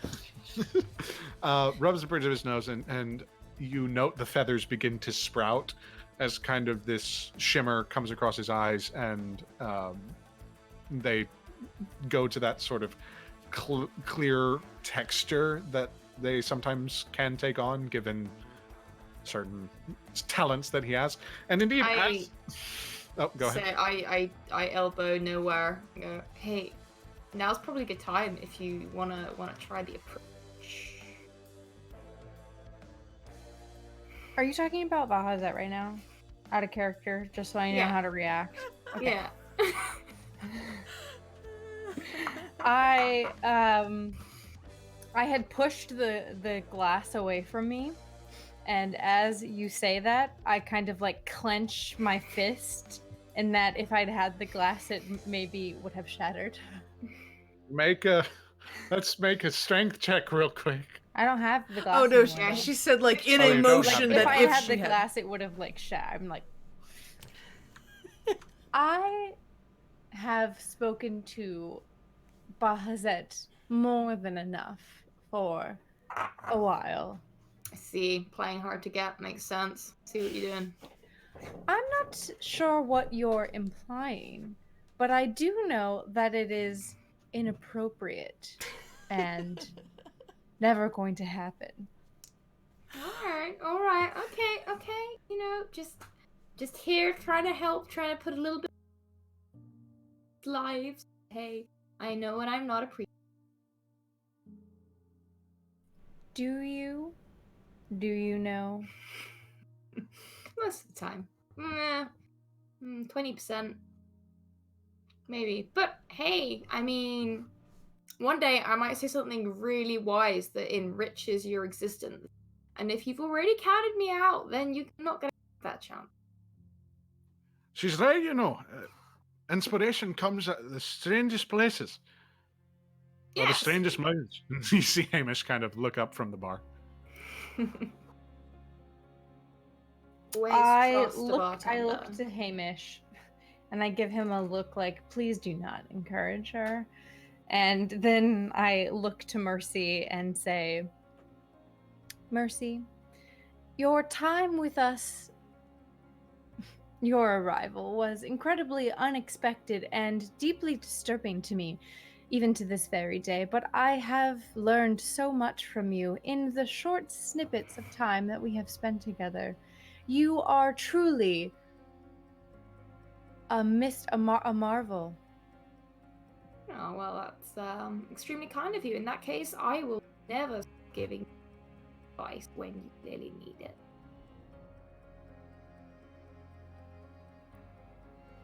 Yes, I find that all of your advice is just such an interesting snippet into what lies beneath the always changing and hard to be around exterior that is Mercy. Well, you're still being around me, so that must be a testament to your strength. So Thank really, you. I'm just like a 24/7 workout for your emotional well-being. That's got to be a good thing. Silent nods accompany this this response.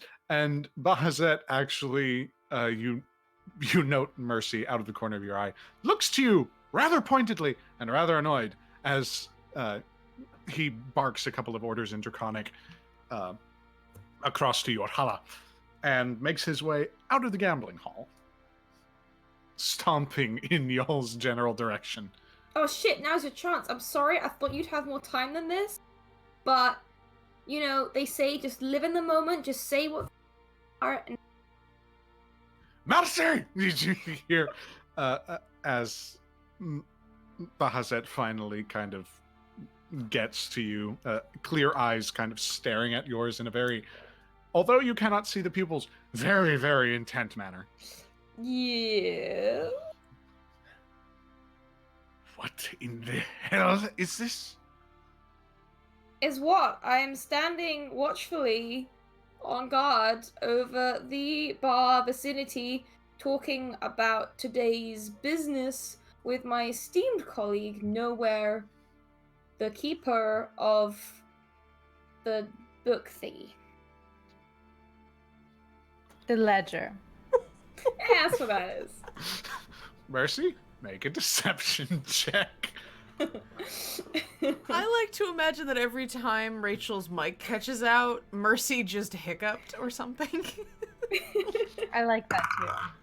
At 17. Yeah.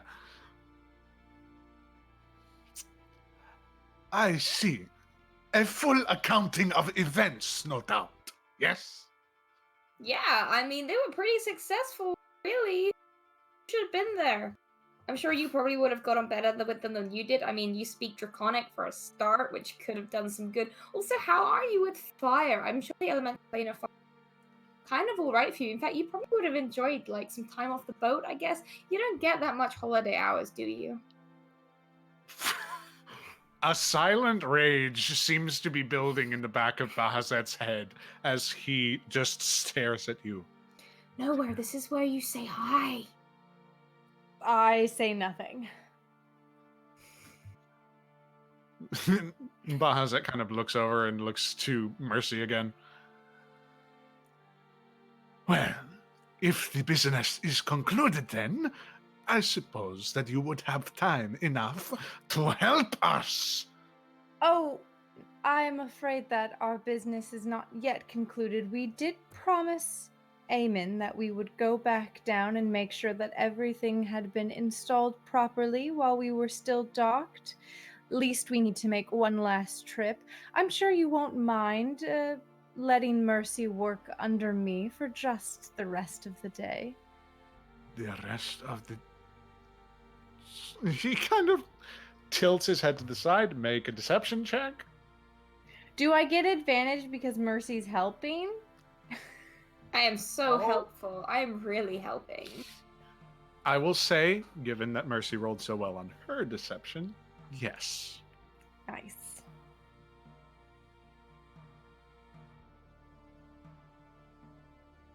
$19.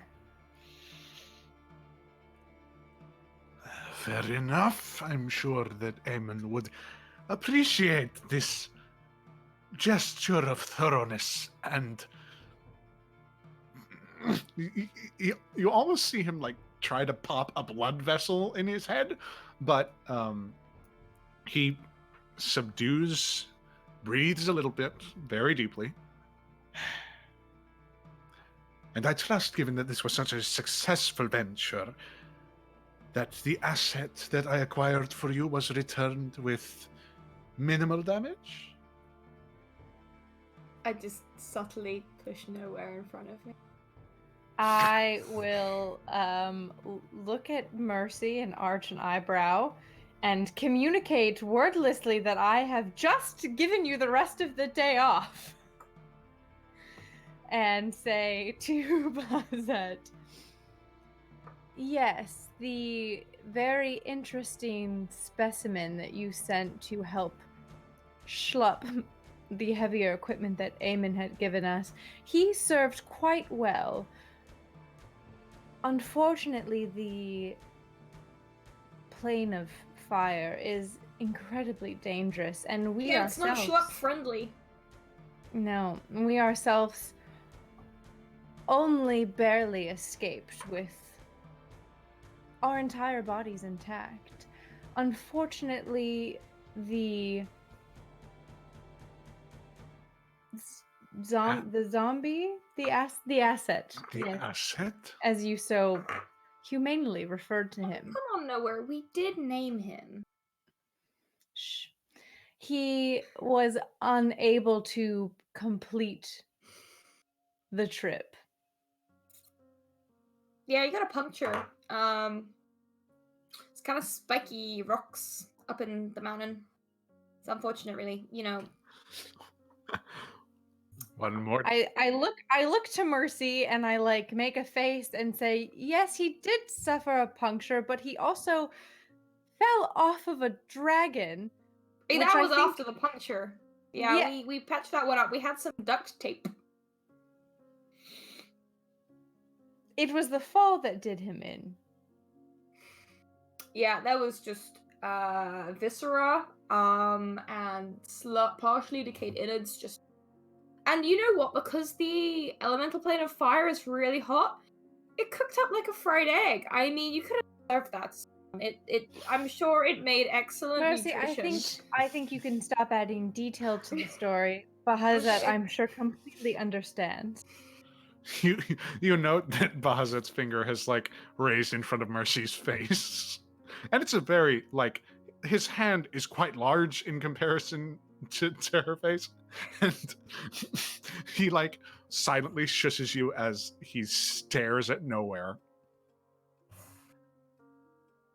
And I am sure that you have recorded this all and will be making a full report of the loss of this asset to Josephine?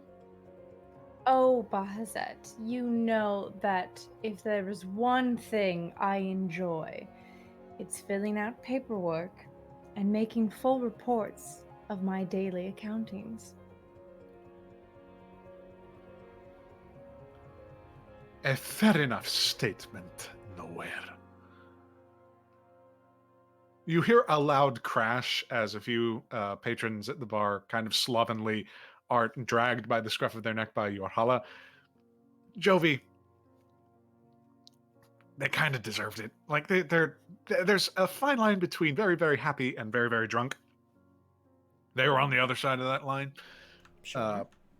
Bahazet kind of whips his head around, and you both of you see like a small column of smoke kind of waft from his nostrils before he inhales very judiciously and turns back to both of you. Enjoy your newly designated duties, Mercy, for the evening, and nowhere. Try not to lose this one. You feel a heavy hand fall on your shoulder, Mercy, and grip very, very, very tightly. Your feathers look lovely, by the way. Nowhere was agreeing with me when I told her this. Mercy's just a hard eyes right now, watching this meet cute question mark. A deception check just straight for that one, Mercy. I mean, objectively, I do think they look rather nice. Objectively, but you said that nowhere thought that they look nice. 16. 16. Man, these are some good liars that we've got here in the group. You feel the grip lighten, and it kind of turns to nowhere. Doesn't really register anything. Closes his eyes, opens them again, the feathers recede, and his normal eyes pop back into place, quote unquote. If you will excuse me. Business to be done and whatnot.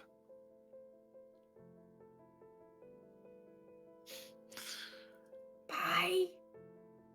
He stomps off and begins to yell in Draconic at Yorhala. The patrons don't really understand what's going on, but they are very, very adamant about how perfectly fine they are. You know, they haven't had that much, etc., etc. Mercy, Jovi, nowhere, you notice that Whistler has kind of shown up in the middle of it and began to clap shackles amidst their wrists, dragging them to their new quarters for the evening. The jailer of the Final Rites is very swift in his work. The night passes without further incident. Jovi Seafoam shares a drink with you, doesn't really talk outside of that, but returns to her room undisturbed. Mercy, your broom closet is filled with a little bit more vivacious raucous laughter and singing, given that it's situated right next to the cells. And nowhere, I'd like you just to describe your nightly routine, as you have to prepare not only for the embarkment upon the morrow, but also the report that you have to give to Quartermaster Nominee, given the unfortunate parting of such a valued asset as some beefcake. Right. Well, I would start in my quarters by, of course, doing the report, because I like to make sure that I do my self-care routine at the end of all work. So I write the report. In detail, like in excruciating detail, write how we were attacked by the fire babies, how we hiked for like 7 hours, how we were circling the mountain, how I saw the dragons. Just like it's probably a 27-page report. And just detail what we found when we went in the cave, the conversation we had, everyone's mood, kind of my own. I interject occasionally my own thoughts about things, like, that I obviously feel that both Zarkel and the other dragon have daddy issues that are unresolved and will forever be unresolved because their father's been murdered. And I leave out that I lost the ledger. I was gonna say, it's so detailed, and then all of a sudden it's like, and then, we talked a little, and then it skips to the next really super detailed. I say that we were able to reach a bargain that, I will write that I offered a favor that these dragons can cash in at a time of their choosing. And that they lumped that together with the favor that they owed Aemon, and so that was why they did this. And then I detail that we were flying on the dragon, and it was really bumpy. There was lots of headwind. The dragon, Zarkel, he was uncomfortable. He had stated that he wasn't sure that he could, do it. There were so many of us. I had never been flying, and so I was a little nervous, and so I was holding on to the asset in front of me, and we hit some turbulence, and I almost fell, and I grabbed onto him, and when I grabbed onto him, it upset his equilibrium, and I attempted to hold onto him, but he was so much bigger than me, and I was so weak that I unfortunately lost him, and he shattered onto the ground below, and I made the decision to continue going because we had a time frame to keep. And I'm sure that everyone aboard the Final Rites will respect my dedication to the time frame. And then once I've done that, and I will do it in duplicate, so I will write it twice. Oh one my for god! Josephine and one for my own Nowhere really needs to get like 2-ply paper so that she can just rip a sheet off. And once I've done that, I will remove my clothes and get into my bedtime suit, which is it's a suit, but it's my pajamas. It has a vest and like a. Is it 3-piece? It's a 3-piece suit and has like a frilly collar, like a Victorian collar that like puts my head, on a platter.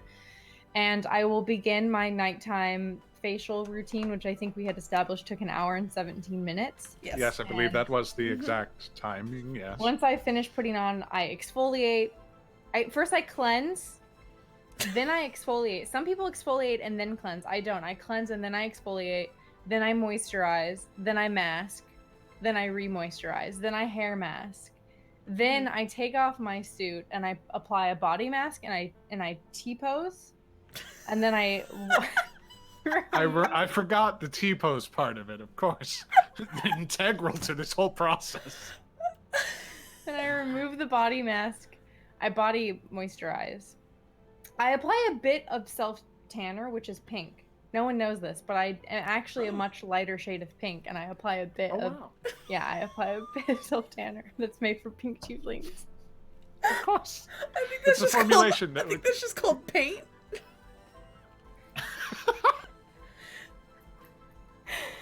And I apply it so meticulously that there's no streaks. You would never be able to tell. It's like even all across. Of course. I'm so happy that nowhere has a secret.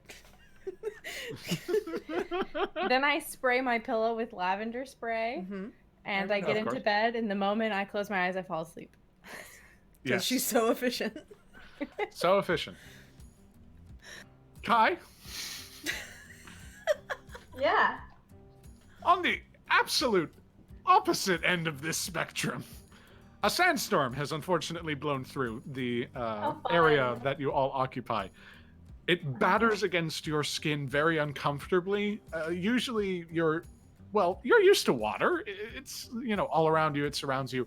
This is coarse and irritating, and it gets everywhere. God damn it. Just these little granules that, like, blast your skin. It is wholly unpleasant. At this point, Kata's umbrella has been collapsed, and he just sort of keeps it. As Nowhere exfoliates, technically Kai is also exfoliating. Involuntarily. Yeah, involuntarily. Yes. It really does do a number, although as you see the sort of tent city, you and Bo with the wind, Kata kind of like shields his eyes for a moment and looks to you. Not that I'm not a fan of whatever this bullshit is. And he kind of like looks around. You note that there are several tents of various makes and sizes and materials. Like, you see one that's silk, you see another that's like hide, just a lot. But I have my own accommodations. If you would like to maybe share something. Yes, please. I don't like this. Yeah, me neither. I forgot that home was so stupid. He kind of rummages in his pack for a little bit and pulls out a scroll, which he immediately lays on the ground and like begins to try to read in the sandstorm. As he does, it glows sort of a purplish hue, and poof, a door actually appears before you. He smiles and kind of nods a little bit. All right. 500 platinum well spent. He kind of grumbles to himself. Let's say 500 platinum. It was more like 1,500 gold. That doesn't really matter. He immediately grabs onto the latch and pushes forward, entering into a space that is entirely different from what's supposedly supposed to be on the other side of the door. He steps in and kind of motions you through the sandstorm. They definitely step in as quickly as they can. Okay. So as you quickly just sort of tumble through, the wind's pushing you a little bit, he slams the door behind, and you note that there's kind of a hut construction to this place. Indeed, it seems like there are a few shelves with a few errant foodstuffs, fruits and vegetables. A small fire seems to be going, which doesn't make it any more bearable from outside, but there seems to be like a cooling breeze that Kata accommodates for as he throws the umbrella in a container that seems to materialize from nowhere. He sighs, rolls his shoulders. All right.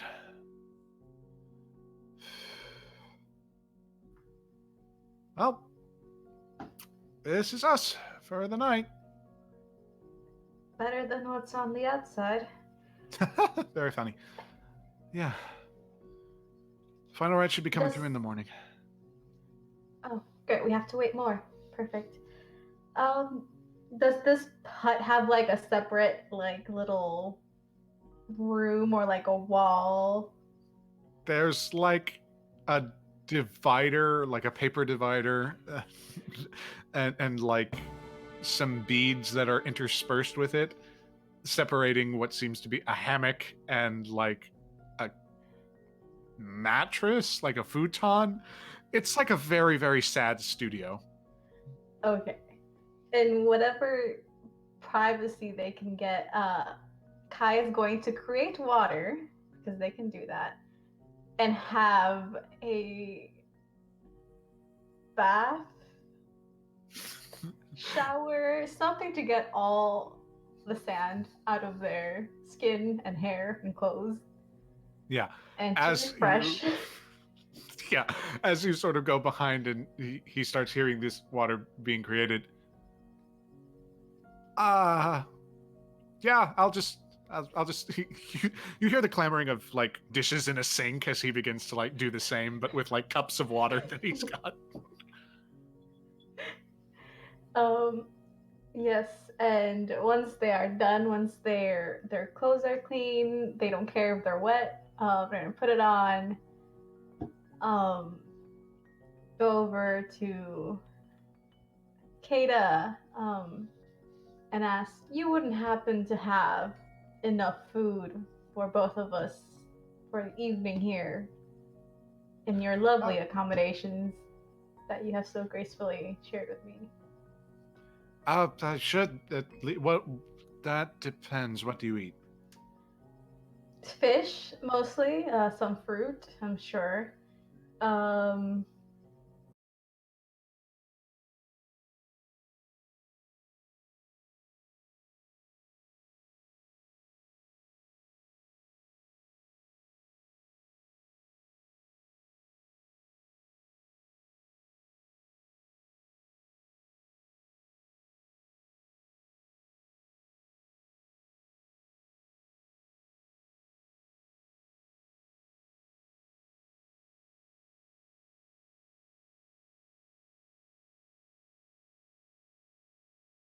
Could be worse. Yeah. And so, as Kata and you begin to eat, the night settles in, and Kata gets a little bit stuck in his head. You note the fires of his hair again turn that very light blue color as he just sort of picks at the food and begins to doze off where he sits.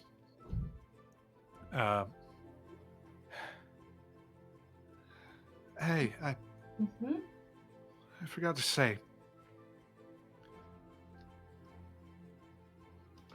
He kind of.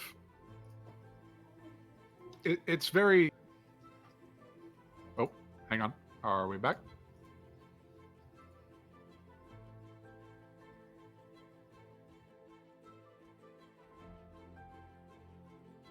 It's fluctuating a little bit, but we should Fluctuating a little. be okay. Compensating. Compensate! Compensate! Quickly! Yeah, my connection's fluctuating a little bit. Other science fiction terms. Red alert! Something like that. It does that sometimes. It'd be like that. All right.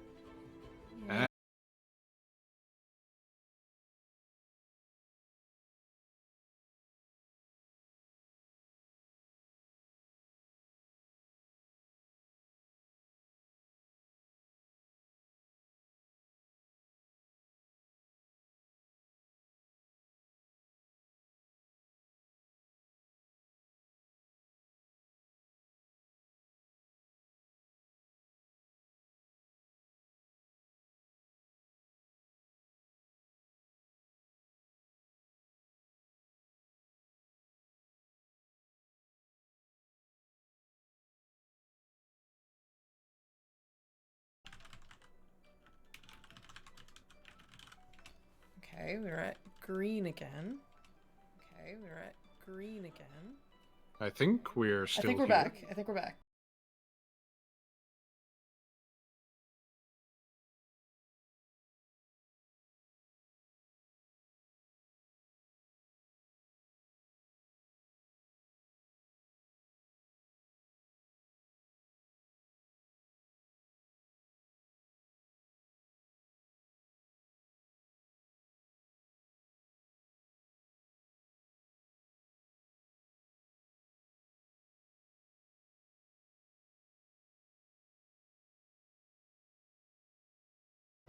Jason, we could always just, like, pin and then have the next episode continue the story.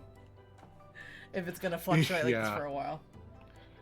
Yeah, this'll be like, the last scene was really just Kata thanking Kai for sticking around. This'll be because he really. Yeah, it's not holding on for more than a couple seconds. Okay, so I guess just do we want to record this? Yeah, if you give me a second to sticking around.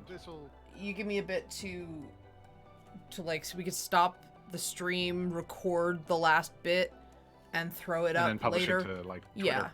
Yeah, I could upload it. All right, that'll work. Sure. All right, hold on a sec. This. Yeah, if you give me a second. All right, so we're not green long enough. So yeah, I'm just gonna make that message.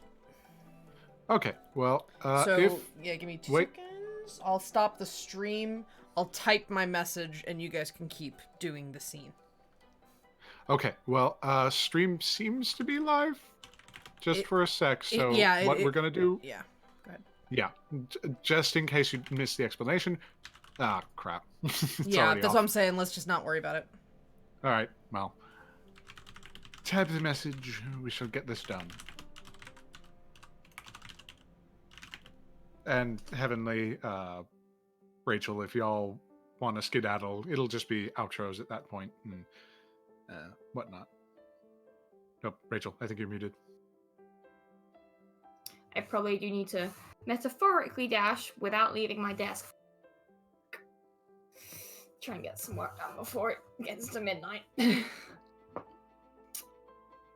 But yeah. We'll do it in terms of urgency. So Heavenly will get your plugs in the recording, then Rachel, then Angie and Adriana. Jason, how does this sound? We're gonna pause stream here due to overwhelming tech gremlins. We will be recording the ending of this episode and reposting it to Twitch as soon as we can. Thanks all for sticking with us through our tech issues today. That'll work. I don't know, Jason, if you and Adriana talked about how many guest spots, if Adriana wants to come back so we can continue the story. I mean, it seems fair. No, okay. Yeah, she'll be coming back for the next couple of sessions at least. Awesome, just okay, great. so that we can see where Seafoam and Kai end up. But yeah. Like a plan. I mean, if Adriana wants to come, I don't know if you're. I don't want to come back. I hated it. Don't. The super like charming fire Genasi was just such a turn off, and. All right. Yeah, sorry. No, I will definitely be coming back. It seems fair. No, fantastic. Yeah, she'll be coming back for the next couple of sessions. Awesome. Okay, great. So that we can. All right. Yeah. Let's call stream, and then we'll wrap up. Hi, stream. Bye, stream. Sorry, stream. Bye, stream. Tech gremlins. We'll be back. Don't worry.